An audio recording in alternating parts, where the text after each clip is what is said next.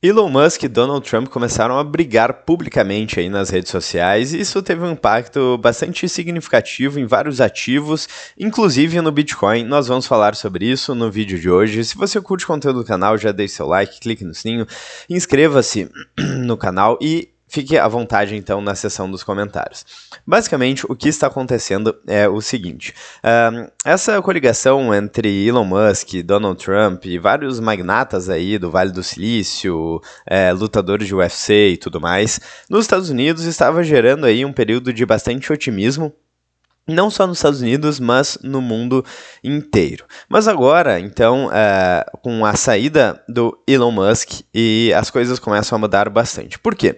Porque um dos papéis principais aí do Elon Musk era fazer algo que é fundamental para a manutenção aí do funcionamento dos Estados Unidos, que seria reduzir os gastos. Por quê? Porque aqui, como eu já mostrei em vários vídeos aqui do canal, a dívida dos Estados Unidos já passou de 36 trilhões de dólares e vem aumentando cada vez mais. Então é uma dívida que é praticamente impossível de ser paga, e uma alternativa, uma potencial alternativa seria o DOGE, que era o Departamento de Eficiência Governamental, capitaneado aí pelo Elon Musk. Mas se vocês fizerem a conta aqui, então a gente tem, de um lado, 36 trilhões de dólares aqui, no lado da dívida, certo? E aqui, estimado, então, em torno de 500 bilhões de dólares, é isso?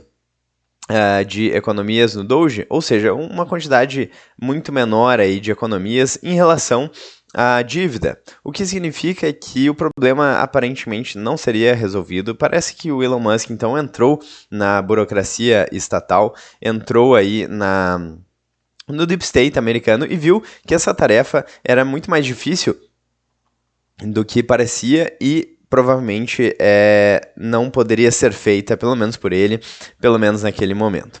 Então, basicamente, com a saída do Musk, a gente perde um pouco dessa esperança aí de conseguir controlar a dívida, de conseguir cortar gastos públicos e por aí vai, e o que torna aí a situação dos Estados Unidos um pouco mais difícil, inclusive porque o Donald Trump está com várias atitudes aí de tentar aumentar gastos, de propor leis e tarifas, o que, pelo menos em tese, em um primeiro momento, não são atitudes que levam à prosperidade econômica. Então, por exemplo, quando a gente tem uma grande prosperidade econômica na Argentina, ali com o governo do Milei, muito em parte é por conta desse esforço de tentar cortar gastos, de tentar diminuir aí a burocracia estatal e tentar diminuir aí o parasitismo de políticos e burocratas na economia, tentar favorecer empreendedores, empresas que são quem de fato geram empregos.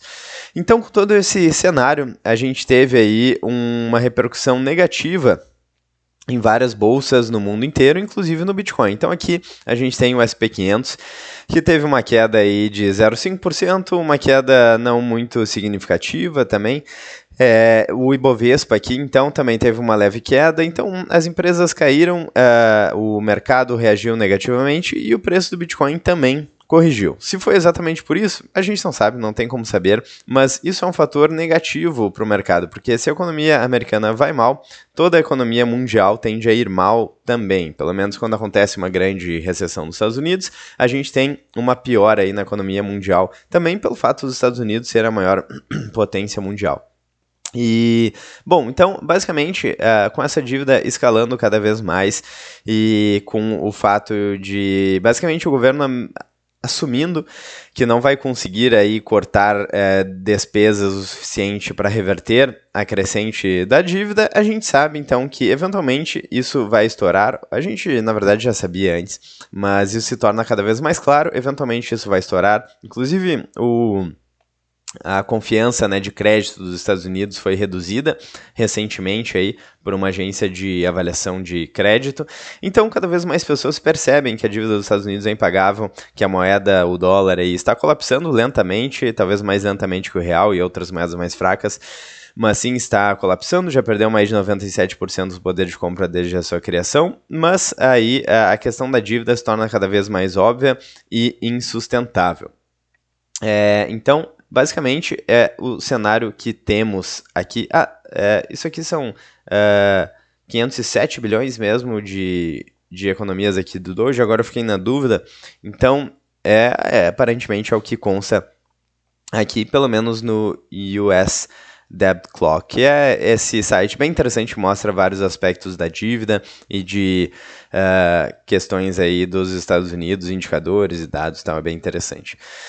Bom, aqui também a perda de poder de compra do dólar aqui é próximo de 97%. Então é bem interessante esse site, mas confirme aí nos comentários se é isso mesmo. Eu sei que existem várias estimativas aí, para o que o Doge vem de fato conseguindo cortar aí de orçamento, mas o fato é que não é suficiente. E o que acontece então? Um dos aspectos interessantes do governo americano que estava se desenhando era uma receptividade muito boa em relação ao Bitcoin. A gente não sabe se isso vai ser mantido, pois basicamente as promessas aí acabam não acontecendo tão bem quanto algumas pessoas esperavam. Isso é ruim para o mundo inteiro, porque a gente via aí uma janela de liberdade nos Estados Unidos, a gente via ali uma alternativa em relação a regimes autoritários e tentativa de controle de redes sociais e por aí vai. Eu acho que o Elon Musk acaba representando um pouco dessa questão aí de liberdade de expressão. Então eu acho muito ruim, muito triste aí que o Donald Trump e o Elon Musk tenham se afastado. Claro que existem inúmeras críticas aí aos dois, mas eu acho que a gente tem problemas muito maiores hoje em dia no mundo para se preocupar aí. Então, parece que esse cenário aqui de briga entre os dois é ruim para a economia global, é ruim aí para outras questões muito mais importantes aí, como a questão da liberdade de expressão, a questão aí do combate a regimes autoritários no mundo e por aí vai. Então, parece que é algo bastante negativo. Enfim, quero saber a opinião de vocês. Claro que em relação aqui ao preço do Bitcoin, a gente tem quedas momentâneas, a gente tem altas aí momentâneas. No longo prazo, isso não faz tanta diferença assim. A gente vê que o ciclo do Bitcoin geralmente, pelo menos historicamente, ocorre de 4 em 4 anos, o que tem a ver com o período de halving. Então tivemos um topo aí em 2017, tivemos outro em 2021, tivemos outro em 2013, tivemos outro, estamos tendo agora em 2025, né, com um topo estimado aí para 2025, talvez mais para o final do ano. Geralmente o Bitcoin ele oscila aí, ele é um ativo bastante volátil, mas no longo prazo acaba não fazendo tanta diferença assim. Mas enfim, é uma notícia bastante importante que eu quis gravar um vídeo especial aqui e rápido falando sobre o assunto. Então é isso que está acontecendo. Quero saber a opinião de vocês nos comentários. Se vocês gostaram do vídeo, então deixem seu like, cliquem no sininho, inscrevam-se no canal. Vejo vocês amanhã ou ainda hoje no próximo vídeo do canal. Um grande abraço e até mais.